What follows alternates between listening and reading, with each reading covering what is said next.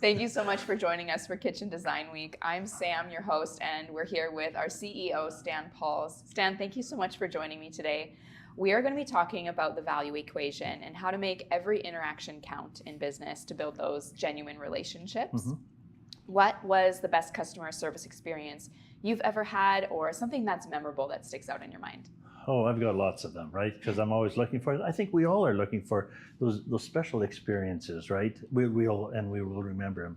It's how that person made me feel, right? One of those that I'd like to share is a while back. I was with my grandsons and went to a pizza place, and I like to have a little crostini before I have my pizza, and my grandsons really didn't want to have that with the ricotta cheese on it and the tomatoes and the balsamic vinegar, right? And so when mine came, the restaurant had prepared a couple cheese toasts for them, right? And again, it wasn't on the bill, and that's not the point. The point is how they made them feel. They still talk about that, right? And so I think we all have those kind of things where people went over and above. Yeah. Yeah, that's a really special experience, just to feel like, oh, they saw that even though I didn't have to mention it. Yeah. Stan, you're always talking about relationships when it comes to our partners and our clients. I'm curious what building relationships looks like for you when you're meeting a potential partner for the first time. For me, I want to listen lots. I want to hear their why. And we've all heard about the Simon Sinek why. What's your why? And why do they do what they do? Because I want to make sure it's a fit. I want to know why they do the design, what gives them joy, what thrills them, what gives them satisfaction. And for me, if we can connect on that and I can understand that and bring value, then for me, that's what makes a long-term relationship. And then you have that value match. Totally. And then business comes easier if you're aligned in that way. Yeah. Is there anything you do to be intentional when you're about to meet someone new and you want to build that relationship? Is there anything that you do to prepare? I'm always preparing, right? So what do I do to prepare?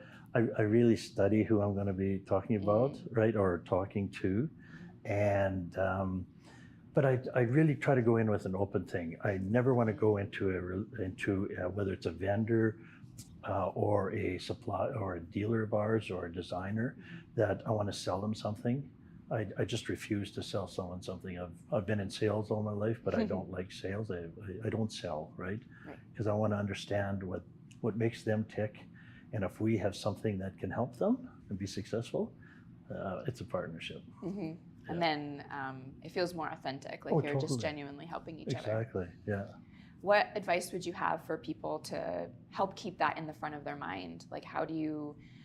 I feel like might be easy, like you get into the groove of the day-to-day life and things are busy and you have back-to-back meetings. How do you take a moment just to remember your purpose there? You're asking tough questions, Sam. I think it's really important to do that. How do I do that? I do stop and reflect. I need to do that. And why do we do it? Because we all know we have to do it. We need to make money, right? We all do. Everybody needs to make some money. That's what makes it work. But that cannot be the driving force. I think if we can look after these other things, money will come. So I think it's really, really important to take a weekend, take a day, reflect, go away for some time and just think about why I do what I do. I think the value that Decor brings our dealers extends beyond the cabinets we offer. What does this value look like for designers? We really, truly want to make them successful. And the better we can understand them, and the better that they can, and the more that they trust us, we can deliver the value that they're needing to be successful. That's in our mantra, Decor, that we want people to be successful. We want them to be able to become all they can be. And if we can do that, right? And what I mean by successful, it's more than just a good sale or a good money thing, right? It is the whole, it's being successful in life. Yeah.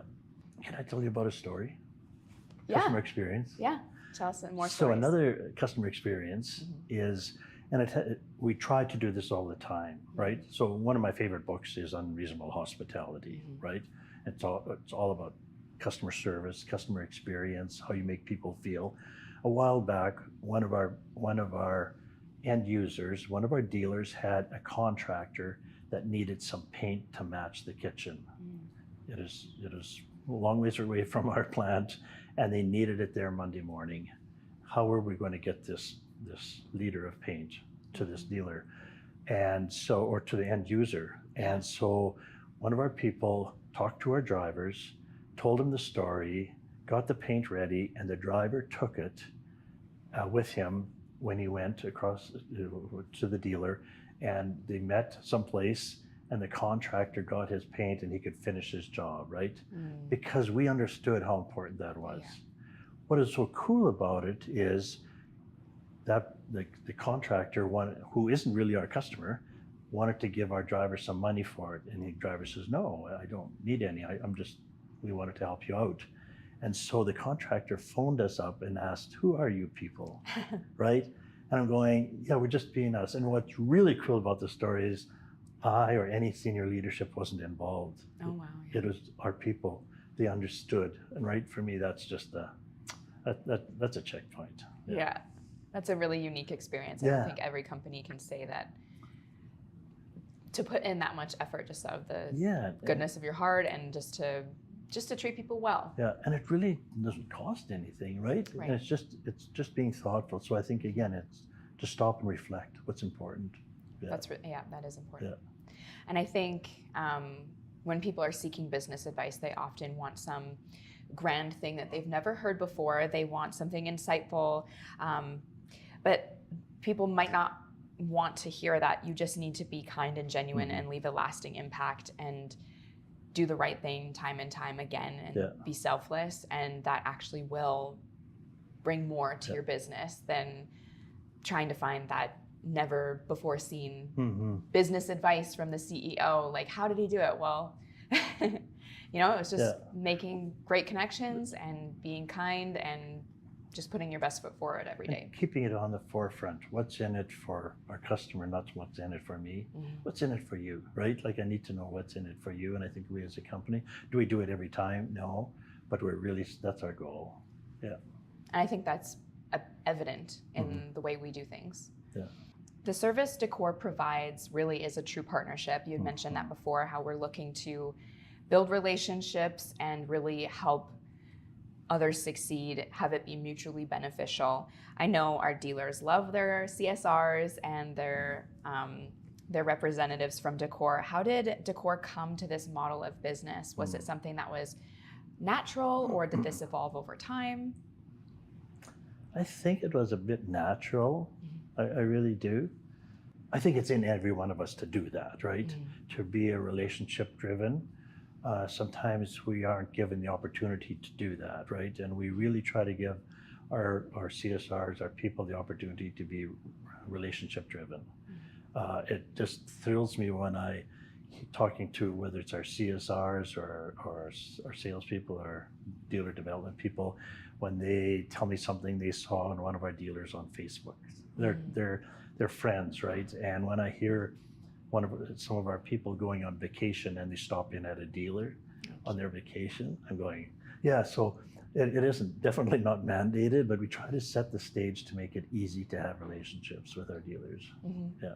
I agree, like providing that foundation and that environment that, we're not gonna come knocking on your desk if you spent an extra 5 minutes talking to someone about their dog or what's happening in their life, kids. Like, that's encouraged, and we want those connections. So we're not going to be overly stingy about time or other things, where we want to give that time to building those connections. I think, and as far as for my position in leadership, I think if I can set that stage or model that, like, I've had a business owner, dealer, who's been in intensive care.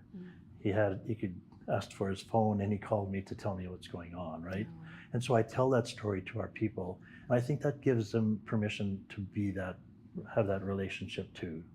It's important. Yeah, I felt that way starting at Decor. I was like, oh, this is a bigger company, and like I'm starting, and we have to be so professional. Yeah. And I felt like I had to, button the tie a little bit. And I was like, I'm here. Yeah. And everyone was so welcoming and so like kind, and like it wasn't that stuffy corporate environment that I kind of thought maybe I had to like perform for. Yeah. So it was, I remember telling Marcos, the director of marketing, like, okay, I feel like I kind of have permission just to relax a little bit and build friendships, and I have in our department. And I think it's the same way with our dealers. Whenever I talk with them, I'm like, wow, I genuinely like you. Like, I love hearing what you have to say and your perspectives on life. And even at KBiz, having built little relationships with the people that I had an opportunity to meet, it was really special. I think I'll remember that. Perfect. That's exactly what we want, right? That's exactly what we want. Yeah. What do you think other companies get wrong when they're trying to wow their customers? Yeah, I mean, we don't always get it right, but I think it's so important to really put yourself in the position of that people. I'll give you an example of what I don't like as a customer experience. If I go to a restaurant, we have a good meal. Sometimes the waiter, waitress, the serving staff stopped in to see how it was, but at the end, when they bring the bill and making the payment, they ask, and do you have any other plans for tonight? I'm going, seriously? The person that created that training module, I'd like to talk to them, right? Yeah. Because you haven't been involved in my life, what gives you permission to ask that, right? And it just feels so fake. It feels like, do I want to give the 20% or do I want to go 10% now, right? Like it just doesn't, and I know it was for that to be able to connect. So I say that because I think connection has to be authentic. It can't be that we can't mandate it. Then that's what I like about that story about the customer service or about our people visiting dealers on their vacation or anything like that. It can't be mandated. It can't be a checklist. We're going to do this and this and this, and then we're going to get those results, right? And so that's where I think sometimes we get it wrong. Yeah, that's a very interesting perspective of that question. And as you were speaking, I'm like, oh, I have heard that multiple times. And I do always kind of feel caught off guard when they ask that, because I'm like, oh, do I have a doctor's appointment later? Are we like going home to pick up our kid? Like, these almost feel like intimate details of our life. Totally. Or are they asking me out, right? Or what is it, right? It seems fake. Yeah. Why do you want to hang out? Right? Yeah. No, I agree. But when the waiter has like made connections with you throughout the entire meal, and then they're like, oh, do you have anything else? It feels like just a natural extension of what they've already been doing, rather than them just like passing by and then suddenly stopping to talk. Yes, yeah. There's so many other questions I think we could ask, and you're just hearing it over and over again. So someone must have that training module out there. We're gonna find them. We're gonna delete it. We're gonna change it. So in an industry when many manufacturers are owned by larger corporations, how does being privately held help set Decor apart? I think from my perspective is it allows us to understand and connect more with our customers, our dealers and our designers, because we have generally the same interests in mind, right? We're not driven by some spreadsheet someplace, right? We're driven by long-term relationships. And lots has been said about that, but I don't think you can say enough about it. Like, that is the connection, right? We try to, and I'm not saying that large corporations can't understand their customer, but I think they have a bigger difficulty connecting with all the individual customers and their needs, where we really try to do that always. Yeah. And I think with the more stakeholders and the more people sitting at the table, you have more opinions, you have more people to please. Yeah. And when there's fewer people gathering together in leadership, you can keep that mission a little more clear. Right, yeah. So how does this allow us to better follow Decor's mission and to support the causes we care about? What it does is it allows us, because we have total control of it, we can decide what we're going to do. We can decide as a as a family-owned business. Um, we're family, so we want to work with families. Many of our dealers are family-owned, and that is just the coolest part, right, of doing that. So it allows us to make those decisions. We don't have to report to anyone else, right?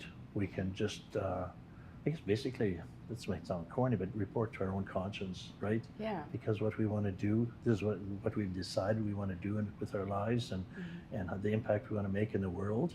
And the only accountable is like we have to give is to ourselves. Did we fulfill that? Do we, at the end of the day, the proverbial day, did we do what we said we wanted to do? I think it also allows us to better serve our local community. We have the ability to reach out when help is needed. We can quickly meet that help, and there's not as much red tape to go through to try and actually effectively serve our community as well. Exactly, right? I mean, we're here for the community. We're here for our people. When you're family owned, we always talk about the Decor family, and it's big, right? There's many employees, but then all their families and extended families, and the impact that we have here in the community. So when we see something that needs to happen, or we're made aware of it, we don't have to think long on it, right? If it's immediate, we can help immediately. So I'm very happy that we can do that. So for those of you who don't know, Decor is located in a fairly small town. We're here in Morden, Manitoba, and yet we just commissioned an 800-foot automated production line, which is full of industry-leading technology. It was quite an occasion when it was commissioned. This community may not naturally connect world-class cabinetry manufacturing with when they think of Morden, Manitoba. Is this another way we are exceeding expectations? How did this happen here? Yeah, I'm hearing, and it's been said that when people come here, it's kind of the best kept secret.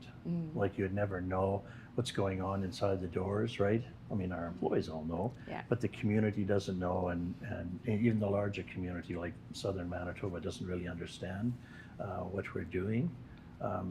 So yes, I mean, I like to work behind the scenes, and not everybody doesn't need to know what we're doing, right? It's a bit of our competitive advantage. But I'm really glad we're located here because it's small community. Everybody knows everybody, and it just feels really good. It feels good to be able to go to the grocery store and see a bunch of our people, the Decor family, and it really feels good. I'm glad we're here, right? And it gives people an opportunity. Like if we need some electricians, we need engineers and people that know mechatronics. Like this automated line, it gave a bunch of our people an opportunity to learn new skills, and they didn't have to go away to the big city and do that. They could raise their families in the small community. When we put in the line, we gave all our people the first chance to take all the training so that they could run it. So that's what we did. It's our people that were working for us before have been trained, and they can run this very automated line. And it also gave a lot of opportunities for local trades when the expansion happened. There are so many different local companies that were involved. I know the company my husband works for did work in the expansion. So it was kind of a fun, like we talked about it at our family table, right? Like what was happening? Oh, I actually have a box of parts in the truck. Can you bring those tomorrow morning to the expansion? I'd be like, sure, I'm coming to work anyways. It was fun, right? Because the local community definitely had a lot of input into it, right? They had opportunities, and that was definitely a lot of fun. I think it also brought opportunities for new partnerships. I know there were a few organizations or companies that were quite instrumental in the commissioning. Do you want to talk a little bit on that? So yeah, a couple of things that we did, and we're really proud of being able to work with Homag.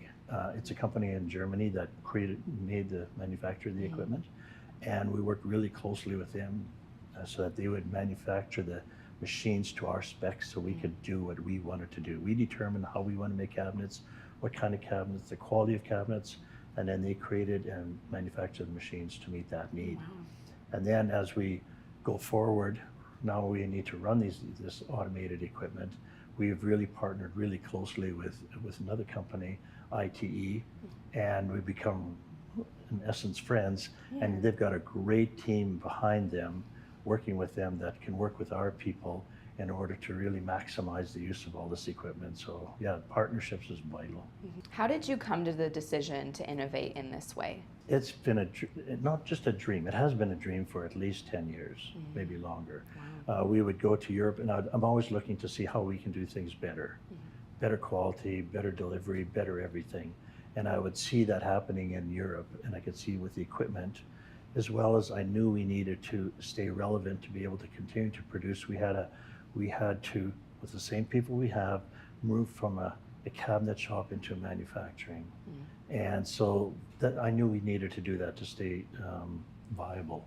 Yeah. And so that's why we went into that thing, as well as doing the same old every day gets boring. But yeah, but it allows us to make more connections. It allows us to serve more people. Way more people, right? And again, it gives our people opportunities to learn trades and do things that they never dreamt they'd be able to do. And that's really cool. Yeah, it is. Being able to see growth and potential in your position is exactly so the valuable. Quality that's coming off of the line is just second to none. So there have been quite a few challenges in the last few years in the economic landscape, but I think through it all, it seems we've been pretty proactive, at least to the best of our ability. I think in customer relationships, it's also important to be proactive. I think the word Decor has used for the year has been readiness, and I think that's really important. How can other dealers or other manufacturers change from this reaction to being ready? Is that a mindset shift? Are there specific things that maybe they can do? I think it's an awareness that to be ready. I think what anything taught us back in 2020 was we need to be ready, and we don't know what that other thing could be or the next thing could be. So I think that was really a wake-up call for all of us to be ready. But the economic climate changes, but people's expectations change, right? It wasn't that long ago that we used to put in our credit card and go ching ching, right? And that's probably before your time.